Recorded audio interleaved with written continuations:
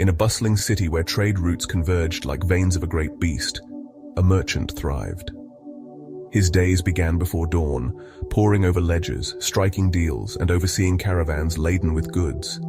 His hands, calloused from years of toil, moved with precision, counting coins, weighing spices, and signing contracts. His wealth grew steadily, a mountain of gold amassed through relentless effort. His purpose was singular, to ensure his descendants would never know hunger or want. Every transaction, every sleepless night, was a brick laid in the foundation of their future. The merchant's life was a whirlwind of activity. He rarely paused to savor the fruits of his labor. His meals were hurried, his sleep shallow, his mind always racing toward the next deal. His children and grandchildren, though provided for, saw little of his warmth. His heart, though full of love, was tethered to a vision of a distant future where his lineage would flourish without struggle. This vision drove him, a beacon in the chaos of his days. One evening, as the sun dipped below the horizon, casting an amber glow over his counting house, his trusted accountant approached. The ledgers, meticulously balanced, revealed a truth the merchant had not anticipated. His wealth was now sufficient to sustain his family for 2 generations beyond his own. The news, meant to bring relief, instead sparked a new fire in his chest. What of the 3rd generation, the 4th? Would they too be secure? The thought gnawed at him, a shadow that grew darker with each passing day. The merchant's worry became an obsession. He worked harder, pushing his body and mind beyond their limits. He sought new ventures, riskier trades, anything to swell his coffers further. But the strain took its toll. His shoulders stooped, his eyes grew dim, and a persistent ache settled in his bones. Physicians came and went, prescribing tonics and rest. But nothing eased his affliction. The merchant's body mirrored his mind, consumed by a future he could not control.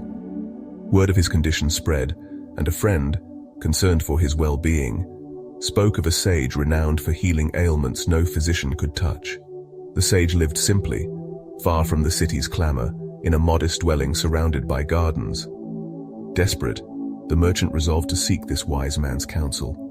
He gathered a sack of gold, its weight a testament to his wealth, and set out at first light.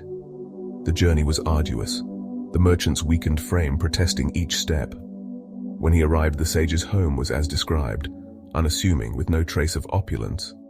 The sage himself was a figure of quiet strength, his eyes bright with clarity, his movements unhurried. The merchant, eager to be rid of his ailment, offered the sack of gold, explaining his plight. He spoke of his sleepless nights, his failing health, and his fear that his descendants would one day face scarcity.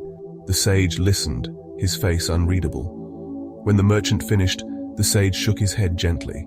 He declined the gold, explaining that his needs were met.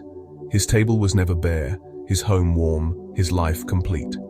The merchant, puzzled, pressed further, urging the sage to keep the gold for the future, for unforeseen hardships. The sage's response was simple yet profound. He did not dwell on the future, for it had not yet arrived and might never come. His life was anchored in the present, where he found joy in each moment, unburdened by what lay beyond the horizon. The merchant stood still, the weight of the sage's words sinking into him like rain into parched earth. For the first time he saw the futility of his endless striving. His pursuit of a secure future had robbed him of the present.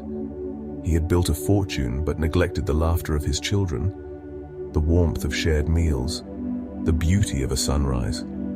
His illness, he realized, was not of the body alone, but of a mind chained to a time that did not yet exist. The merchant returned to the city transformed. The sack of gold remained untouched, its glitter no longer his master. He began to live differently. Mornings were no longer a race to the counting house, but a chance to breathe the crisp air, to notice the patterns of light on the cobblestones.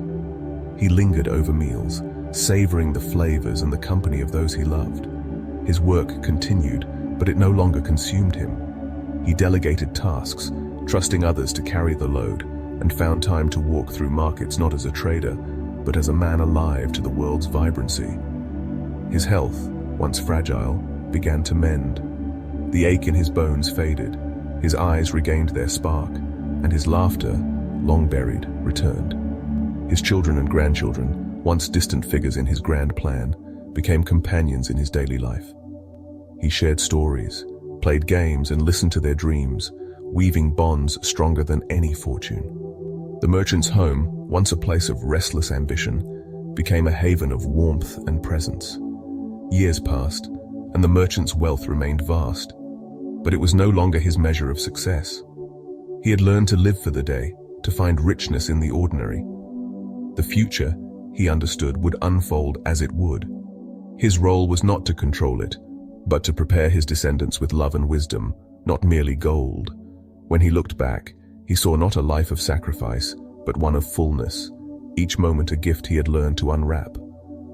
The merchant's awakening spread quietly, a ripple through those who knew him. His joy became a beacon, reminding others that life was not a race to secure tomorrow, but a dance to be lived today.